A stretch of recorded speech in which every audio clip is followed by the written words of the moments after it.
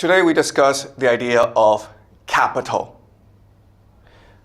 Now, you may have learned in economics class that capital means money or wealth. What I want to argue to you today is that capital is really a mechanism to extract energy from you. Okay? And what's important to understand is that in a universe where consciousness is the universe, then what energy is ultimately is attention and focus.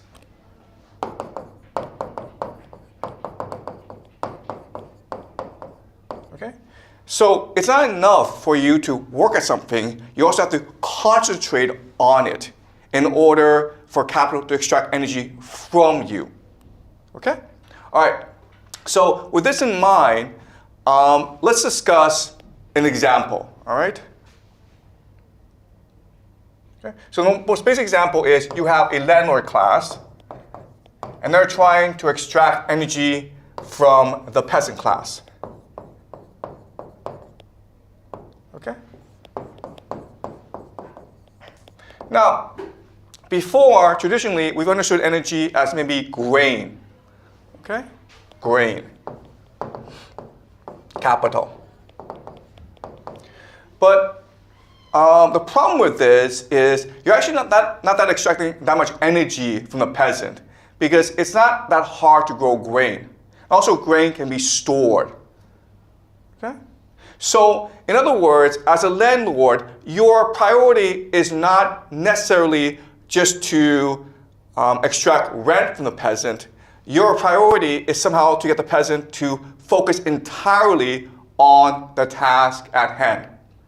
And to do that, over the centuries, landlords have figured out certain ways or certain mechanisms in order to extract the most value from the peasant class. Okay? So let's discuss the mechanisms. The first is that we've transitioned from slavery to freedom. Okay? If you really want to extract value, if you really want to extract energy and attention and focus, it's much better to give peasants the illusion of freedom rather than just enslave them. Okay? So give peasants the belief that they have control over their lives. Another way of saying freedom is equity, right? Equity. So think of a company where I might give you some equity and then you work a lot harder because you think you can make more money. Okay, so this is a first trick that we've learned over the centuries. The second trick is to make capital more abstract. Okay? So the abstraction of capital. So let's use an example. Okay, grain was initially capital. The problem with grain is that you only need so much. So as a peasant, you only want to work as much as necessary in order to grow grain to feed your family. And maybe a little bit more to save. But most of the time, you just want to enjoy your life. But then we transition to gold, right? And gold, yeah, people are more greedy. But the problem with gold is there's only a finite amount of it. All right? It's hard to locate. So only a minority would expend all their energy trying to locate gold. Okay? And now what we've done is we've transitioned to the idea of money. Okay? As I will show you, the great innovation of the past 100 years is to convince people that money is God.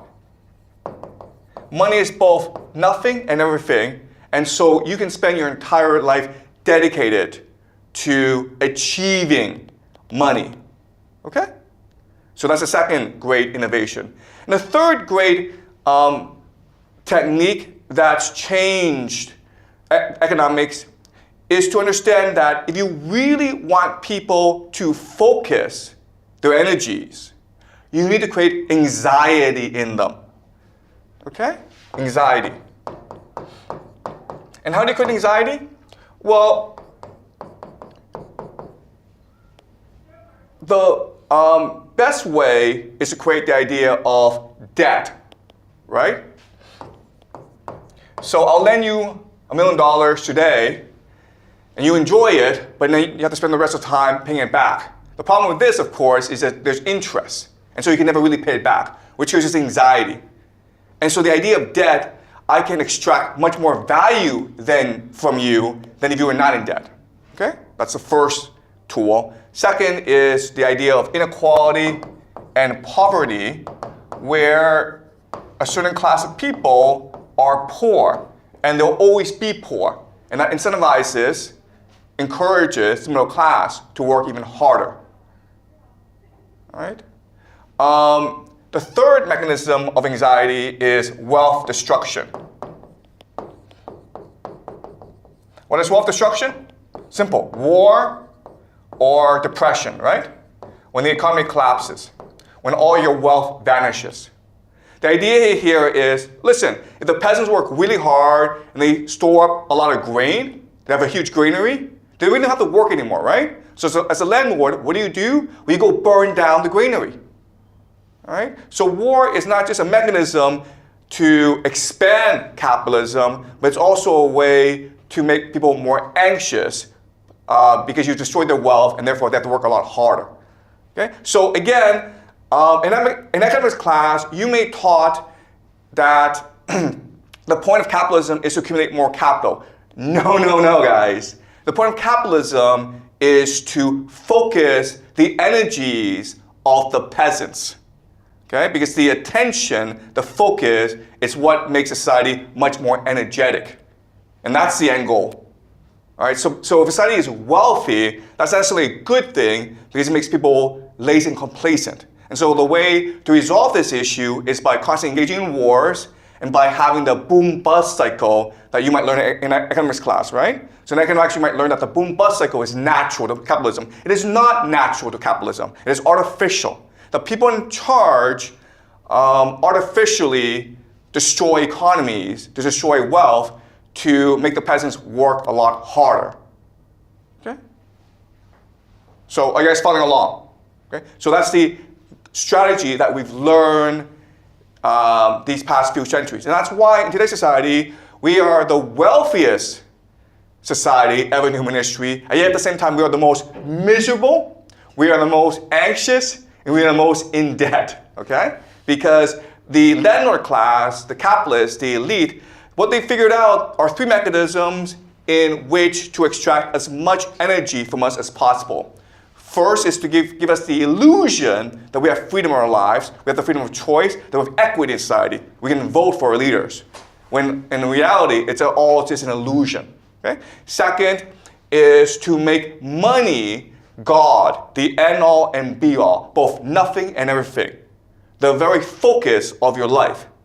And because money is so abstract, you can spend your entire life trying to achieve more and more of it, and yet at the same time, achieve nothing and nothing, okay? So think of like someone like Jack Ma, who has like more money than he can possibly spend, and what does he want? He wants more money, okay? And the third is to create anxiety in society so that people's entire existence is one of stress. And as a result, people are much more focused on work and wealth creation. Okay? And you do that by a constant process of wealth destruction. All right? So, but the problem, of course, is that when you push people too hard, when it becomes so obvious you explain people, then people will eventually revolt against you. So the solution that we figured out is, what we can do is we can actually move, okay? The landlord class can actually move somewhere else. And so when the anxiety becomes overwhelming, what will happen is the peasants will destroy each other, and the landlord moves somewhere else to the capital, and they'll come back when the peasant class have completely exhausted themselves, and they're willing to rebuild society, okay? And this process is what rules the world today. It is what we call transnational capital. In other words, the wealthy people of the world, they have absolutely no loyalty to nation or to people or to place.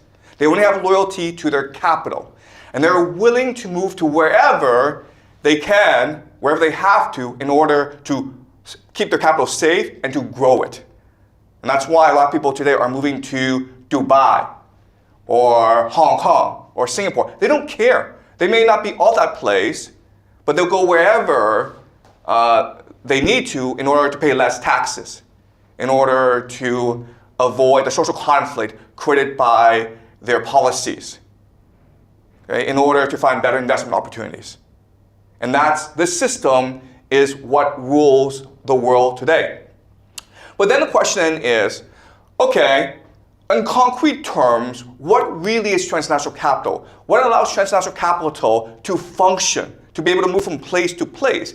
Because remember, when you move from place to place, there are a lot of costs involved. For example, you don't really know anyone there, and so how can you trust the people?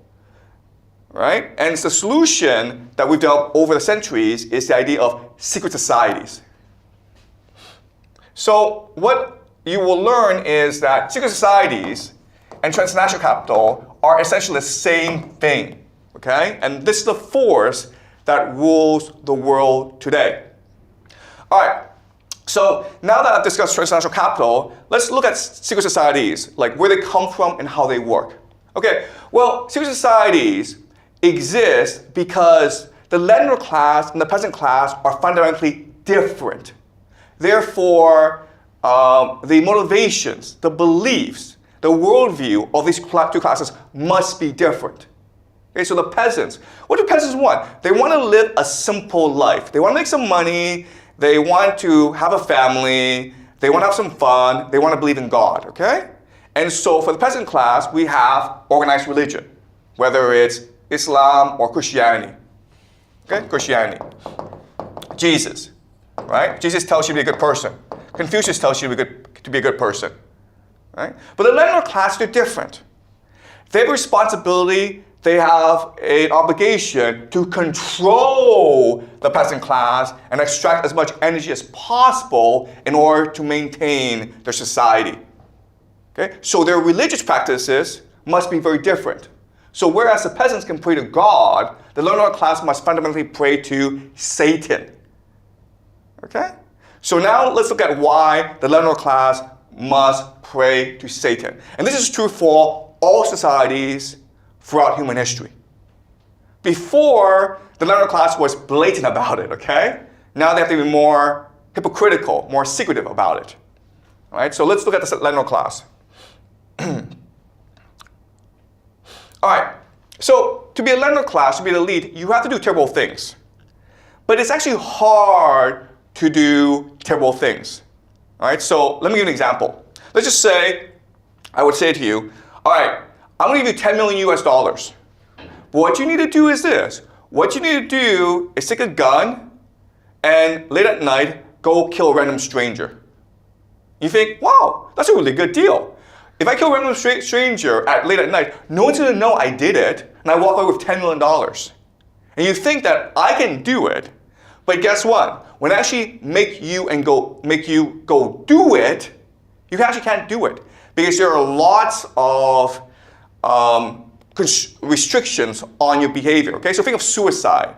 If I gave you $100 million and promised you a path to heaven, would you kill yourself? Probably not, okay? So suicide, killing yourself, in many ways, it's no different from killing someone else. We can't do it, okay? But there are actually hacks around this. We figured out ways to make you go kill someone in a way that doesn't make you feel that guilty about it, okay? So to understand why, I will introduce you two social science experiments that they conducted in America at the end of the 20th century, okay? The first is something called the Milgram experiment. And this was done at Yale by a psychologist named Stanley Milgram. And the experiment was very simple. What he would do is he would set up an actor, okay, this is an actor, okay, or what we call Confederate. And the person would be hooked up to an electric chair, right?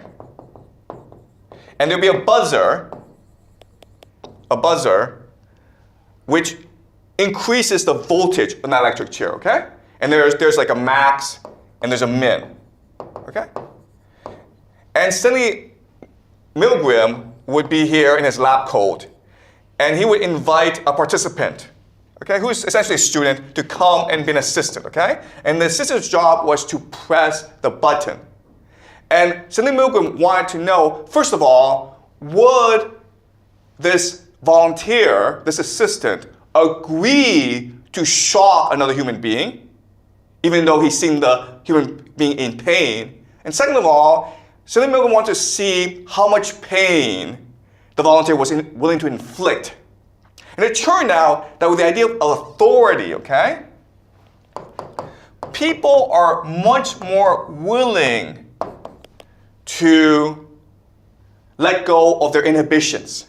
Because what you're doing is you are removing responsibility from yourself to someone else. I didn't do it, I was ordered to do it.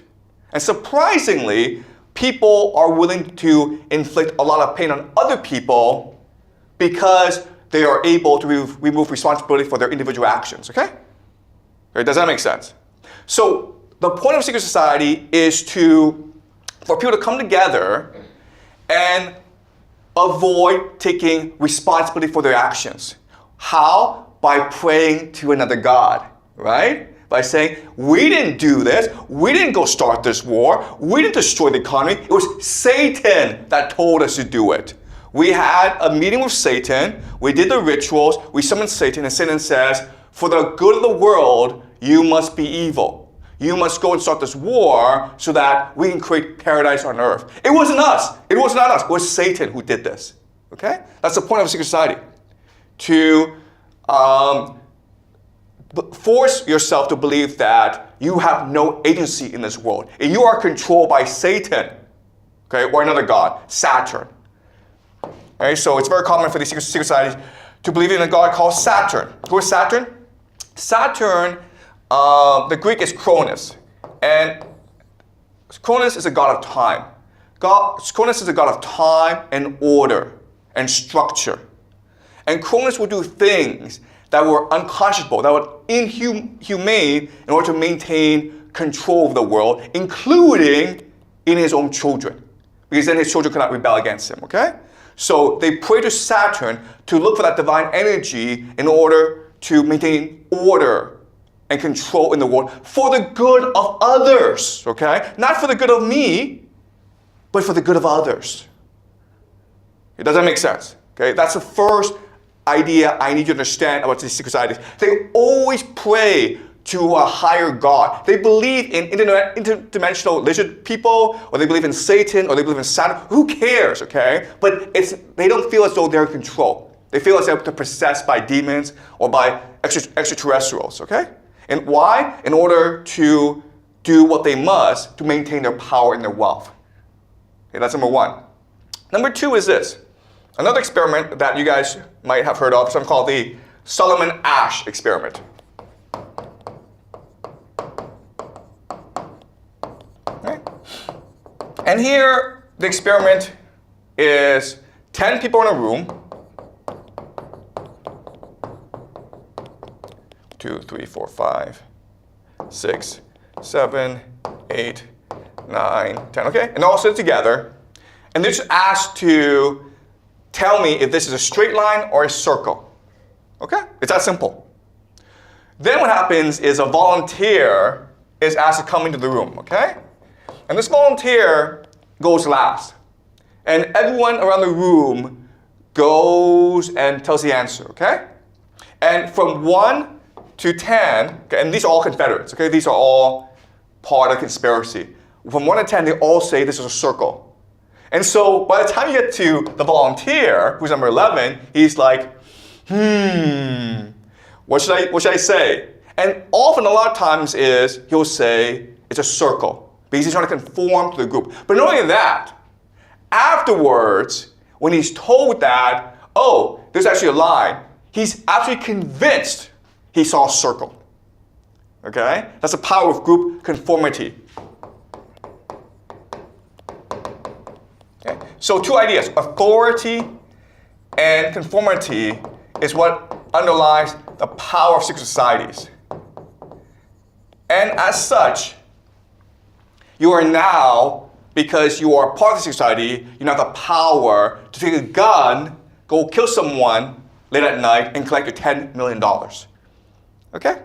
Does that make sense, guys? All right. And again, every society does this because often when you're part of the landlord class, the elite, the transnational capitalists, you have to do things against your own wiring, okay? Your own psychology. And that's why secret societies exist. All right. Now, sometimes secret societies are forced to do really bad things because they're often in competition with each other. And in this competition, it's always a question of like, who's more evil, okay? So what they figured out is this. They figured out how to structure the secret societies, okay? This hierarchy. Sorry, hierarchy. Okay, so these are the people at the top, the landlords. And these are basically the initiates, okay? The people who want to join. But they are ignorant about the true purpose of the secret society. So the question then is, how do you maintain this hierarchy? And what they figure out is something really, really simple, all right? It's really simple human psychology. Throughout human history, what was very common was for groups of young men, okay, they've been discarded by their families because the families don't have enough to eat, so they get together and they form like wolf packs. They go around, and what they really want is a wife. Okay, that's what they really want. More than food, they want a wife. So what they're forced to do is go as a group, as a gang, go to a village and kidnap a woman and kill the family, okay? And this is a very common thing in human history. And let's try to figure out the psychology of what's going on. Okay, so you have like 5 guys. This is just a thought experiment. Okay, 5 guys, young guys, and they're gonna go to a village where there's a family. Okay, a husband, a wife, and 2 kids. What they're gonna do, of course, is they're obviously gonna kill the husband, and they're also gonna kill the 2 children. Okay, and they're gonna kidnap the wife. Now let me ask you this question.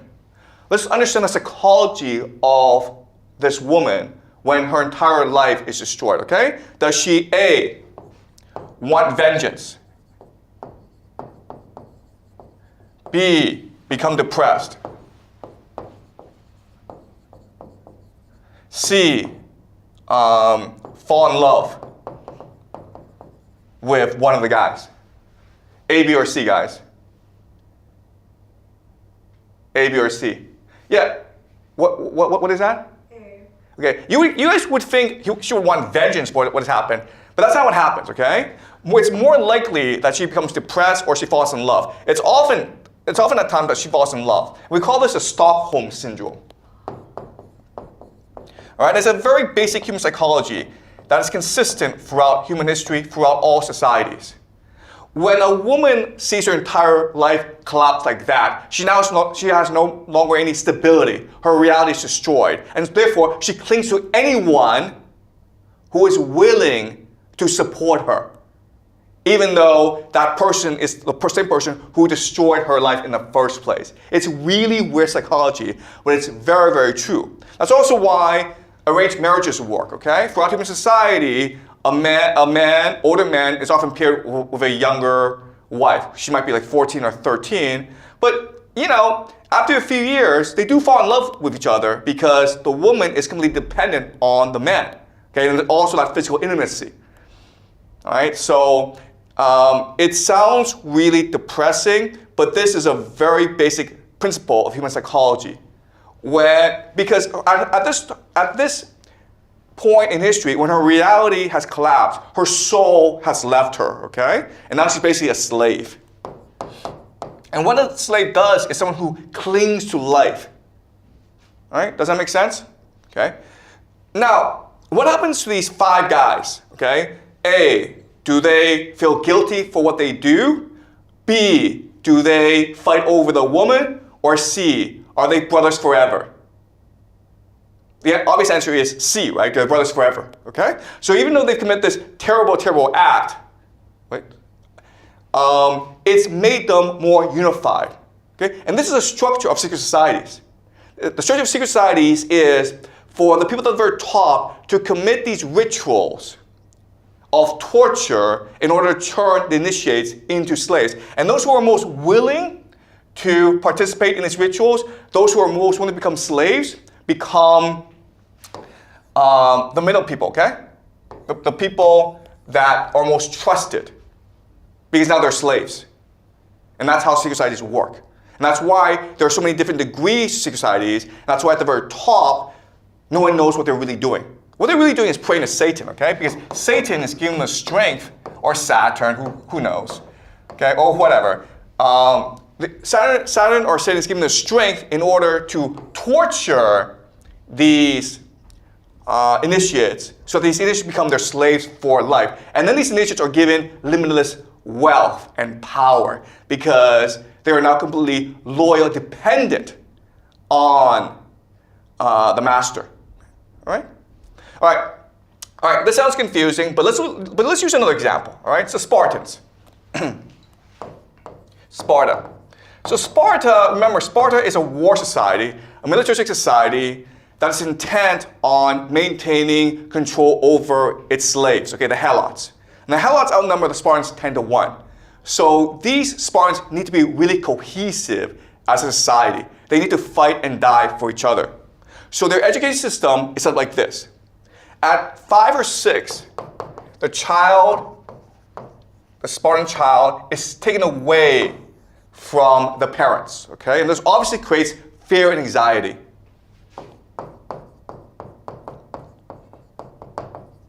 All right? Also, what happens is the child is in school beaten up by the older kids. And this creates trauma. All right? Another word we use for this is intergenerational trauma, because the Spartans do this to every child, intergenerational trauma. All right, so the kid at this point is unsafe, insecure. His mind is really screwed up. And then when he's most vulnerable, maybe when he's 11 or 12, what happens now is he's paired with an older man who's like 29 or 30. Okay, an older man. And this older man, they become lovers. Basically what happens is the man first, of course, commits, sexual abuse. But again, because the child is traumatized, because the child has no bearings, no reality, doesn't believe anyone in this world loves him, even though the man is being abusive to him, he falls in love with the man. And as a result, the boy will do anything that the man orders to him to do, okay? So what happens is this man becomes his general, and he becomes a soldier or an officer. And that's why the Spartans are so fearless. Okay, because the soldiers are completely loyal to the generals because they were once lovers. The soldier feels as though this general, who I must obey, he saved my life when I most needed it, when my parents abandoned me, when I was being beat up every day, when I felt complete insecurity, when I was traumatized. He came and he gave me a home, and therefore I must die for him. Okay? And guys, look, listen, this sounds weird, but if you go to the inner city gangs in America or anywhere in the world, okay, these drug cartels in Mexico, they use the same principles as the Spartans. Okay, these young boys, 13, 14, they have no fathers. They're put in a gang, they're abused, and then the gang leader treats them well. They might have some, sex, and then these boys are completely loyal to their gang leaders. Same thing if you go to these child armies in Africa. Okay, very basic principle that every human understands. If you abuse a child and then be nice to that child is obedient to you forever. And this is how secret societies behave. Okay, one last example. Okay, so in history, there was a very famous secret society called the Assassins. You may have played the video game Assassin's Creed, okay? Why are they called assassins? Because of the word hashish. Hashish is a drug like marijuana, right? It's a hallucinogen. Okay? So the way these societies would work is if you're a new member, I would make you have hashes, okay? Hashes. And your mind would become blurry. You feel as though you're in a dream. And then what would happen is I put you in a room, and you're basically like drunk, okay? And then these young people would come and pleasure you. And then you would wake up in your home, and you would think this was a dream, okay? And your master would tell you, this is what paradise is like. All right? This is what heaven is like. If you do what I tell you, I guarantee you, you will go to heaven where 10,000 virgins will pleasure you for all of eternity. Okay? And this turns these assassins into the most dedicated killers. Again, I keep on saying this. It's really hard to convince someone to go kill another person. But these assassins are willing to do whatever it takes in order to enter paradise. Okay? So, guys, this combination, sex plus trauma plus hallucinogens or hallucinogens, psychedelics, okay? These three things, psychedelics, drugs, sex plus trauma, they create the perfect slaves, okay? Slaves. Because now what you can do is you can take these slaves and then have them infiltrate other secret societies. They become the perfect spies because they are forever loyal to you, okay? They're completely emotionally dependent on you, and they will do what it takes in order to please you. But you have to like train them from an early age, okay? And this is how these secret societies, they fight each other. They recruit an army of young kids. They traumatize, brutalize these kids to train them to be spies, to be killers, and then they will unleash these kids on other secret societies and their enemies as well, like the assassins did, okay? Does that make sense? Okay, you have a question? So, like, for the woman, like, her families are being killed, like, won't she remember, like, who has killed all her families, but just have relied on that murder because he's Yeah, I understand the question. Okay, it's a good question, okay? The answer is this. In psychology, what you learn is that when you're traumatized, what happens to you? What happens to you? You're not there. The word is disassociation, okay? You're not there, you don't remember anything because your mind will explode or your system would collapse if you actually remember in detail what happened. So your mind disassociates. You're not there. You don't remember anything. Okay? That's why trauma is so effective. Because not only do you become obedient and dependent on the person traumatizing you, but at the same time, you actually don't remember this association. Okay? So the person who really controls you, you forget. Your handler, okay? Your handler is someone that is at the back of your mind. But even if you don't know that person, what happens if that person comes before you and tells you what to do, you obey. Okay? It's almost as though the handler has programmed you, and only he knows the password. So this is what we call programming. And this is what they did with MK Ultra. Okay? MK Ultra, MK Monarch. Okay? But it's a very common thing. We've been doing this for thousands of years in every single society because it works and it's easy and it's effective. Okay? Right? Does that make sense? All right. All right, so let's talk about the development of transnational capital. All right? So there have been 4 distinct stages. Let's look at them. These 4 distinct stages are Venice, Dutch Republic, England, and what's the last one, guys? Come on. America, right? Okay. So these 4 places are special because they are all merchant oligarchies. Okay? Merchant oligarchies. Meaning that they are controlled by private interests.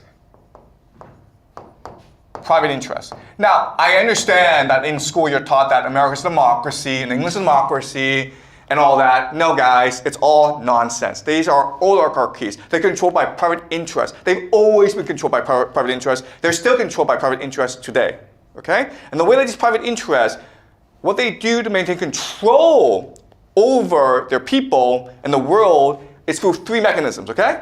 The first is banking.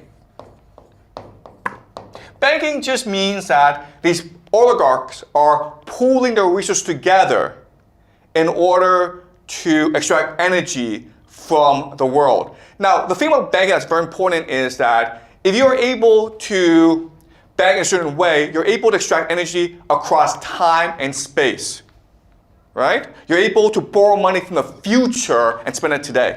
Does that make sense? Okay, and this will happen with the abstraction of capital. All right, so banking is basically extract time and space. You're extracting energy from across time and space. Okay, I'll explain more as we go along. Okay.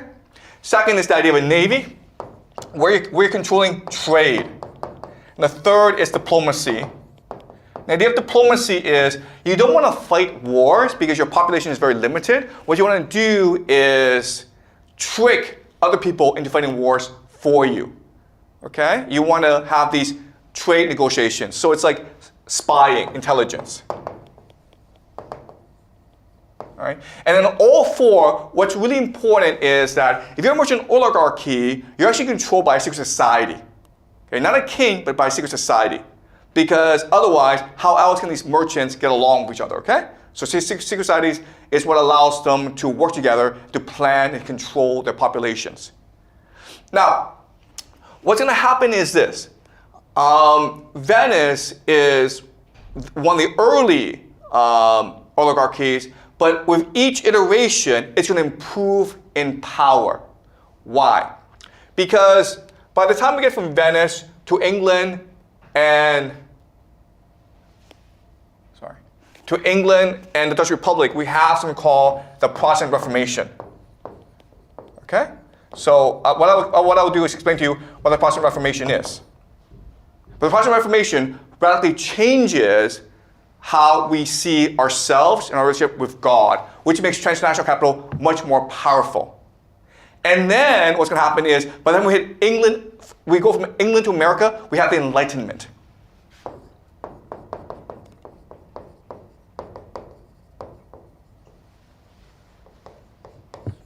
Okay? And when we hit the Enlightenment, what's going to happen is, by getting rid of God, we turn money into God.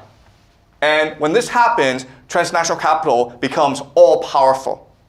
All right? So, remember what's happening is we have Venice, then the Dutch Republic becomes more powerful than Venice because it adopts the ideas of Protestant Reformation.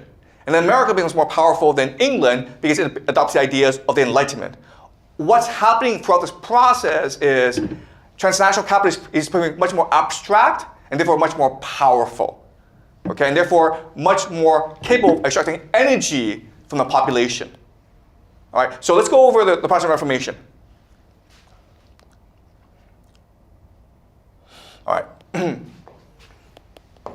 The Catholics and the Protestants. So there are three major differences between the Catholics and the Protestants. Okay. So the Catholics have three basic ideas, right? There's orthodoxy, there's hierarchy, and there's justification by works.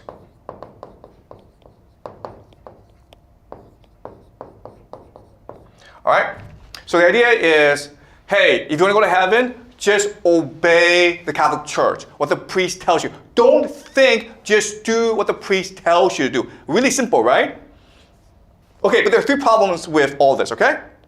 The first problem is God becomes distant from you, okay? You're not allowed to communicate with God. And as I keep on saying in this class, we humans are first and foremost religious. We want to be spiritual. We want to have communion with God. But the Catholic Church says, no, you have to just obey us, okay? You have to obey our dogma, even though our dogma doesn't really make much sense. Okay? The idea of hierarchy, of course, leads to corruption, where the priests can do whatever they want because they're in power, okay? And they become extremely wealthy and powerful. And the third problem, just justification by works, is it leads to hypocrisy. You can be the worst person in the world, but hey, as long as you give enough money to the Catholic Church, you go to heaven, guys, okay? All right? So that's why the Protestants hated the Catholic Church. And so they proposed a new system. All right? The new system is, first of all, direct access. You don't have to go through the priest anymore. You don't have to listen to the dogma of the church. You can just actually communicate with the God directly through the Bible. Okay? Second idea is egalitarian, where there is no longer any hierarchy. You can communicate with God directly. Okay? And the third idea is justification by faith.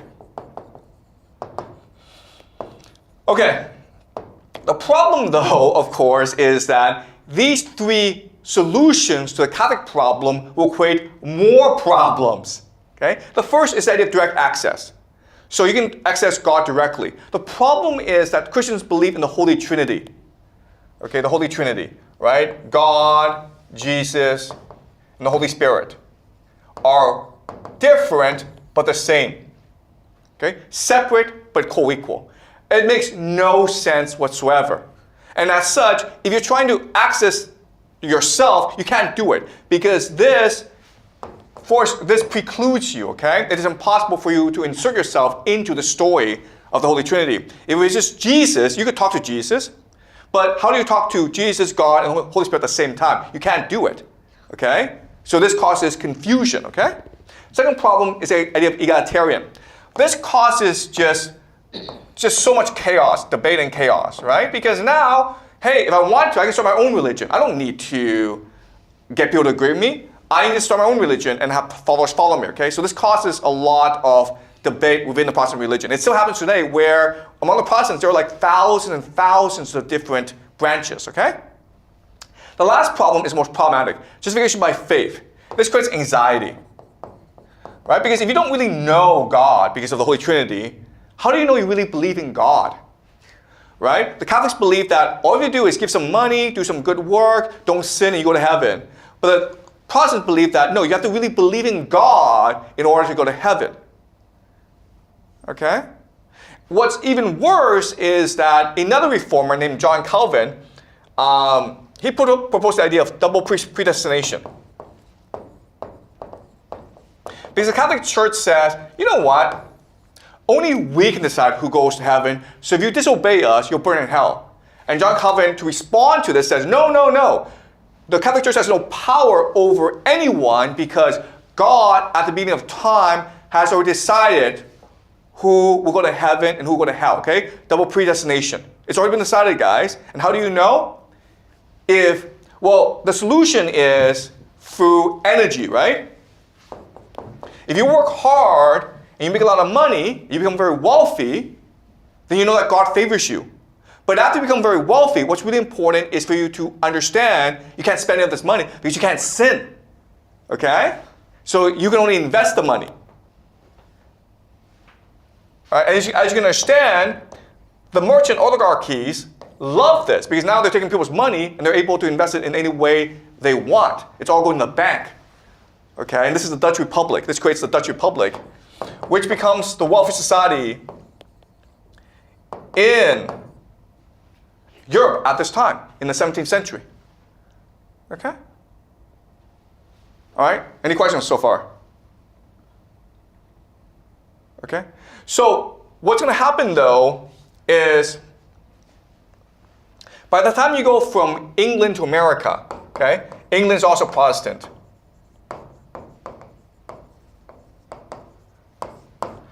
The Protestant Reformation is going to change to the Enlightenment. The Enlightenment is, there may be a God, but God doesn't really interfere in the universe. God lets us do whatever we want. Okay, so it's up to us to create our own world. So now that God has left, what happens is you need something to replace the God, right? This becomes money, okay? Money as God.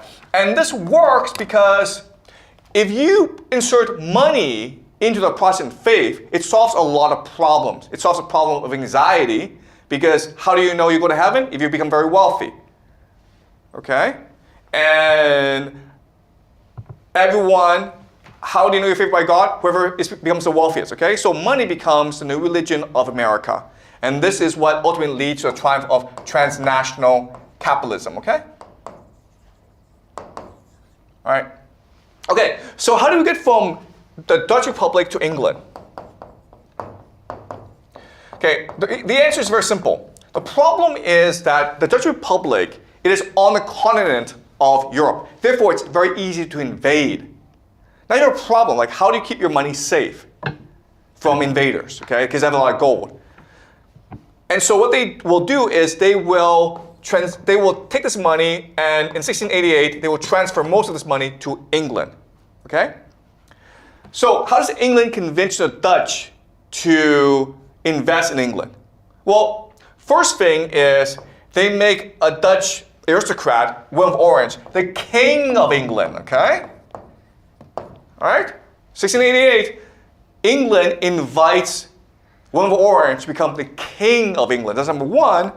Number two is the Bank of England is set up in 1694. What makes the Bank of England special is that it is a private bank that is guaranteed by Parliament.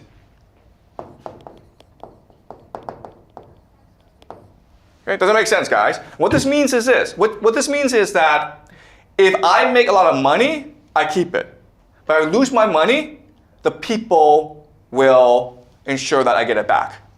Okay? Now what's going to happen is the Bank of England will lend money to England to fight wars. Remember, the Bank of England, what it is, it's transnational capital. So it's private interest, but anyone can invest it, including the Dutch Republic, including, guess what? The Catholic Church. Okay? And the third thing is secret societies. So what's going to happen is that secret societies are going to create these linkages among these different transnational capital groups in order to allow them to work together, okay? All right? So does it make sense? And what's really important is this system will transfer over to America, creating a system that we have today. The Bank of England becomes the Federal Reserve. Secret societies transfer over. These are the Freemasons, okay? All right? Does it make sense, guys? And this is why we have the system that we have today. The thing that you need to understand about the Federal Reserve is the Federal Reserve was set up in like 1913 or 14, I can't remember, okay? But the Federal Reserve, what they can do is print money. It's a private bank. It's private interest. They print money, and the government, how's the government spend money? It borrows from the Federal Reserve at interest. Okay, so the people are borrowing from the bankers. And so that's why America is controlled by private interests. Right? Clear? And that's why transnational capital controls America and the world. Any questions? All right, so let's go over the PPT, okay?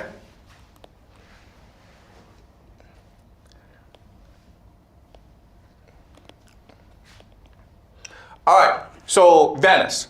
What makes Venice special is after Rome collapses, the Roman Empire collapses, right?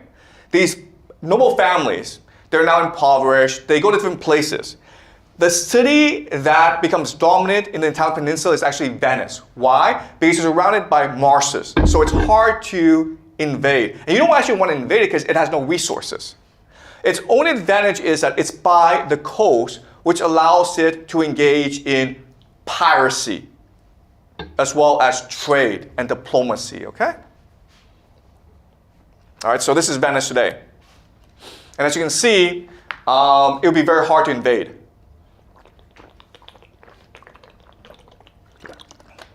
Also, remember at this time, it's very poor, so no one wants to invade it. All right, another picture. Pretty beautiful, right? You guys should go before it sinks, okay? If you want to go visit Venice, do it now before it sinks. All right, so again, Venice, it's a merchant oligarchy, just like the Dutch Republic, just like England, just like America, okay? It seems like a democracy. They call themselves a republic, but essentially controlled by private interests. Okay? All right. So because Venice has no resources, it has to engage in trade. And it's going to help set up a lot of trade networks throughout the Middle Ages. And what it's going to do that's very profitable is that it's going to import spices from East Asia back to Europe, okay? And this is going to make Venice very, very wealthy. So the two big cities are Genoa and Venice, okay? And as you can see, they are extremely energetic. They're going to set up trade networks throughout the world. This is a spice trade, and the center, of course, is in Venice. And this makes Venice the most wealthy city in Europe at some point. Okay, also remember what these small city-states do that's very effective is that they become parasites on the empire. Okay, so Venice can take its wealth and bribe imperial bureaucrats in Constantinople to give it trade preferences. Okay? And Venice will also set up alliances with also the Islamic Empire as well as the Mongols as well.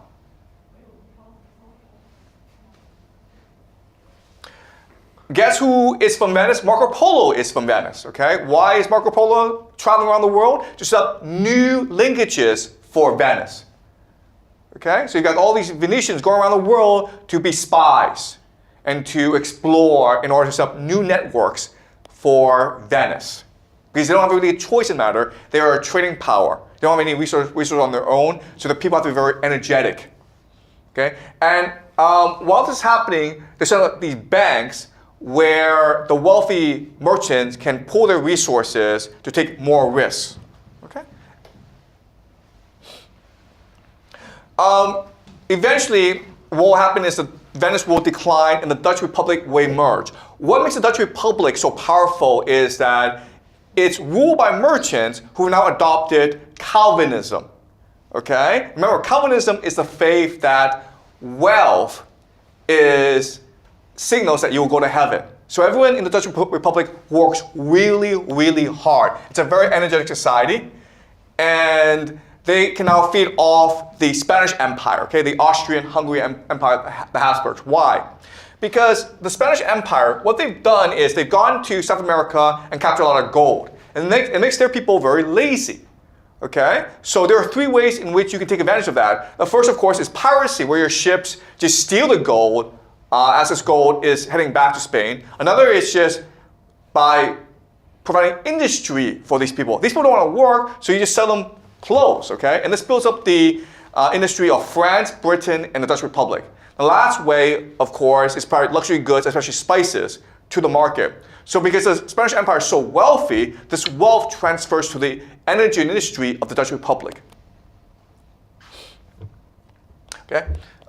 And as you can see, this is what the trade looks like. The Dutch will set up a private company called the Dutch East Indies Company, which is almost like a nation unto itself. It becomes the world's wealthiest corporation even today. Okay? And the reason why it has a monopoly over the spice trade from the East Indies. It has its own army, it has its own currency, it has its own government, okay? It can enact its own laws in the regions it controls. All right, and as you can see, the Dutch are very energetic. So as a comparison, let's compare it to the Spanish Empire, okay? So at this point in history, the Spanish Empire is the wealthiest, most largest empire in the world. But as you can see, the Dutch are much more energetic, okay? The Dutch are much more industrious. And the British are actually much more industrious as well, okay? The reason why is the Spanish are still Catholic, whereas the Dutch Republic have turned into Protestants.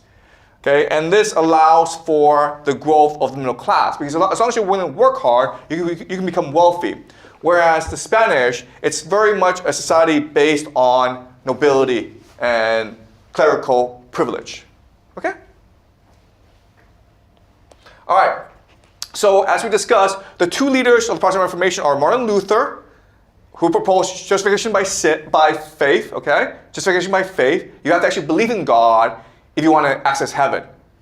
and John Calvin, who proposed the idea of double predestination, which means that God has already decided who's going to hell, who's going to heaven, and therefore you have to prove it to yourself by working really hard, making a lot of money, and not spending it, okay? And then all this money goes to the bank, which allows for the growth of the Dutch Republic.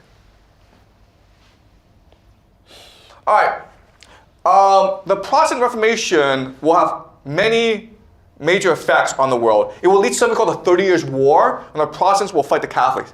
And this will lead to the death of millions and millions of people. In fact, this is the deadliest war in Europe right before World War I. Okay? Yeah, the war is deadly. It lasts for a long time, 30 years. It will kill millions of people. Because of the Protestant Reformation, the Catholic Church is under attack. So what they decided to do is they decided to set up a secret society, basically an intelligence agency called the Jesuits. This is Loyola. You may have heard of Loyola University. So the Jesuits go around the world, set up a lot of universities and schools. But their main mission is to infiltrate Protestant societies and try to overthrow the government and try to make them more Catholic, okay? In response, so this is the system of the Jesuits. Okay?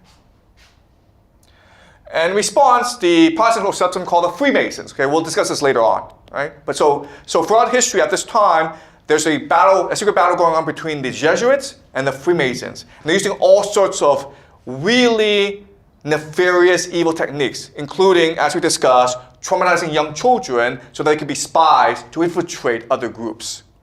Okay? Because remember, at this point in history, people believe in God. So they're going to ask you, do you swear to God? And you have to, okay? And so you have to have secret identities if you are to pass their tests. Okay, so one of the crucial battlegrounds between the Jesuits and the Freemasons, the Protestants, is England. Okay, Henry VIII, what he will do is he will split off from the Pope because the Henry VIII, like most monarchs in Europe, they want to maintain their independence, their autonomy. When he dies, Queen Elizabeth I will inherit the throne, and at this point in history, there are a lot of Catholics who want to see her overthrown. So she launches this massive campaign to persecute Catholics. This will lead to many, many battles, crises between the Catholics and the Protestants. James II is a Catholic king, and the Protestant nobility don't want that. So what they will do is they'll conspire against him. In 1688, they will invite the Dutch aristocrat, William of Orange, into England to become the king. And this will lead to something called the Glorious Revolution, where now authority passes to Parliament. What Parliament will do is charge something called the Bank of England, which is, again, it's a private bank with the power of state. They can print money, okay?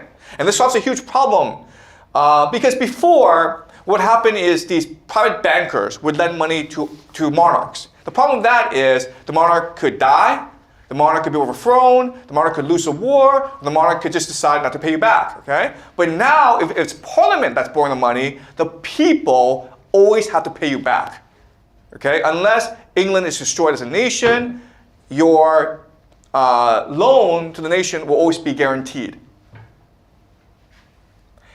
And this is what will allow England to become an empire. So the great conflict between England and France, of course, is the Napoleonic Wars, where Napoleon is about to conquer Europe, and Britain cannot have that, okay?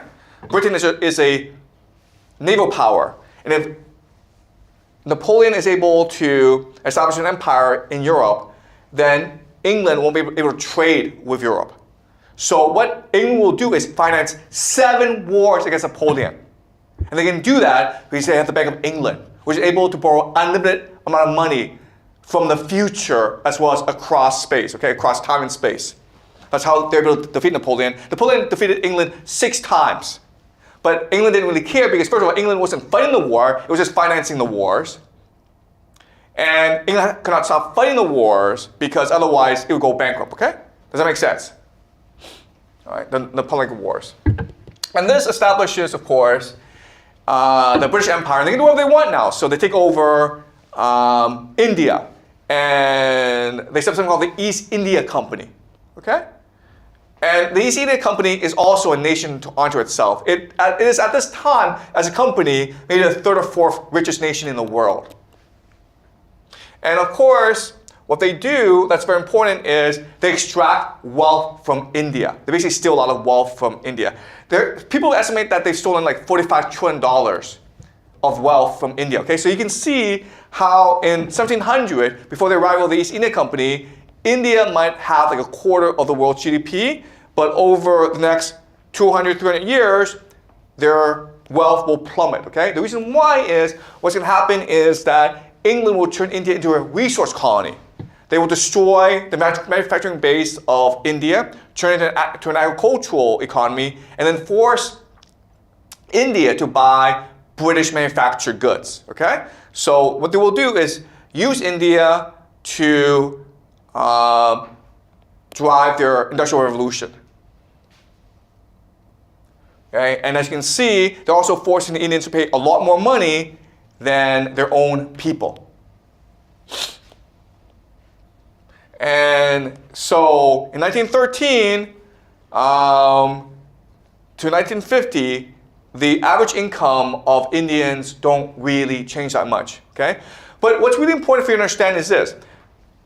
The British could not have done this without help from the Indian people themselves. Okay? So what's happening is the British, for the Bank of England, they're able to co-opt the Indian elite. Why? Because now you're able to take your wealth and then store it in England. Okay?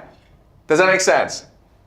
Before, you couldn't really take your wealth anywhere, so your interests were aligned with the people. But now that you're able to take this wealth and then put it in England to be safe, your interests are now aligned with the British. And guess what, guys? The same strategy happened in China as well, where the Chinese local elites were helping the British establish opium trade networks throughout the country. That's why opium was able to spread so fast, okay?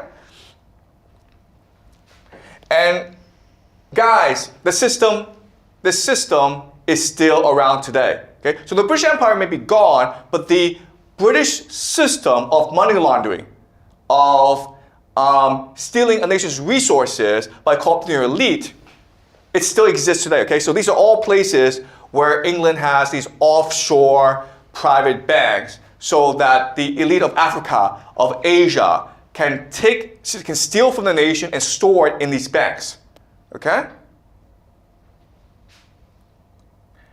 All right, so England has some of the world's worst tax havens. All right, so what did England do with this money? Well, what England did was invest it in America. At this time, America is industrializing. And what's interesting about America is only a few individuals were able to monopolize entire industries. This is Cornelius Vanderbilt, and he monopolized the railway industry. How did he do that?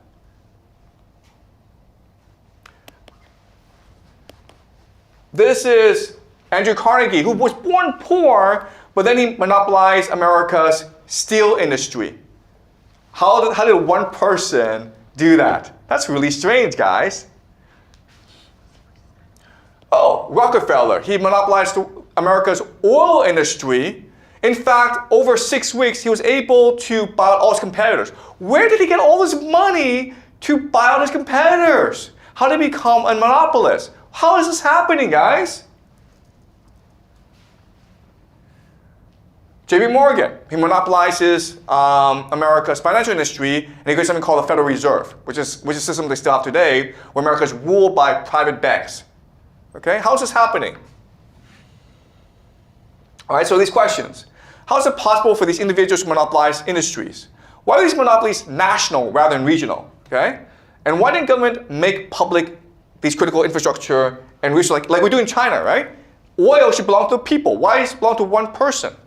The reason why is it is England that is using its wealth from India and China to finance these individuals and allow these individuals to build up entire industries.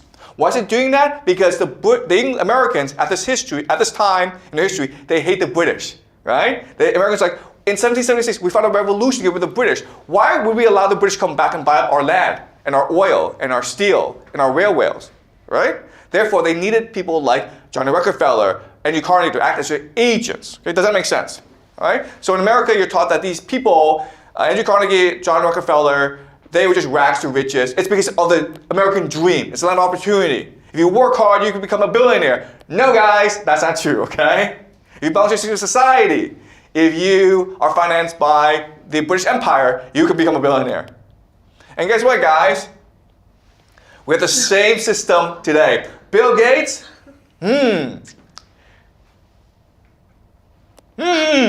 Mark Zuckerberg, really strange. This 19-year-old guy drops out from Harvard and founds Facebook, okay? And now he's a billionaire. How does that happen, guys? Well, it must be the American dream. Oh, ChatGPT, guys. Really strange. If you have a dream and you just follow it, you can become a billionaire in America. Yeah. It's all just a scam, right? Google, it's all just a scam, okay?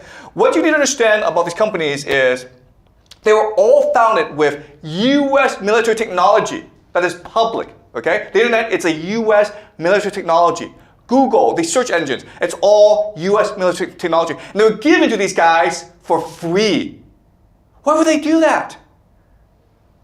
Okay, again, if you think that we're ruled by secret societies, and it's really secret societies that control the world, and they want this technology out there to better surveil people, it makes a lot more sense, right? Because if the Pentagon said, hey, we have this free computer that you can use, you'd be like, I'm not going to use this computer because you'll spy on me, right? But if Mark Zuckerberg says, hey, free Facebook, guys, you want to use it? You're like, yeah, sure, Facebook, yeah. He's a dork from Harvard. Of course he can be trusted, right? Same strategy, okay, guys? All right, so 1913, these bankers met together to set up the Federal Reserve System. And this led to something called the Bretton Woods system in 1945. America won the war, and America promised the world that the US currency, backed by gold, will become the reserve currency of the world. But the US currency will always be backed by gold, therefore you have nothing to worry about, right? Well, in 1971, Richard Nixon says, screw that, okay? We're not backed by gold anymore. We're not backed by gold anymore. You can use it. You don't have to use it though, okay? But guess what? Oil will now be sold in US dollars. Okay, this is called the petrodollar. So if you want to buy oil, you have to use US dollars, okay? And then he did something else that was very important, and actually more important than linking the US dollar to oil. Can you guys guess what? Oh, this. Okay? Guess what? Millions of Chinese working really hard. It's all for useless US dollars, guys. Okay? All right. Okay, so America was founded by Ben Franklin and George Washington, among others. They were both members of the Freemasons. They were both members of secret societies. Okay? So America is really a Freemason country. And how do we know? Look at Washington, D.C., okay? Guess what, guys? The architecture, the city design, it's all secret society stuff, okay? This is a pentagram, and this is the White House, right? This is the White House. And you can see how it's designed. This is occult symbolism. This is another picture showing you that this is a Freemason symbol backed by the Pentagon. I'm sorry, the pentagram, okay? Okay? If you want to see more of the secret society's occult symbolism, just look at the US money. All right, this is the all-seeing eye, the pyramid. All the symbolism comes from Egypt, Greece, Babylon, okay? It's all part of the Freemason system. This is seal of the United States, the New World Order, okay? The New World Order. We'll be discussing this next week. Okay, but now you reach a point in history where you've got too much wealth, people become lazy and complacent. So what do you do with these peasants? We know exactly what they're going to do. They're going to destroy the economy like they did in 1929, and then they're going to start World War III. Okay? That's the goal. Because how the system works is, if you're transnational capital, you need people to constantly focus and working. Okay? And you do that by creating anxiety, by destroying wealth, by creating a cycle of constant death and destruction. All right? Any questions? Clear, guys? All right. So, great. So, next class, we will discuss the sign between Francus. Okay? All right.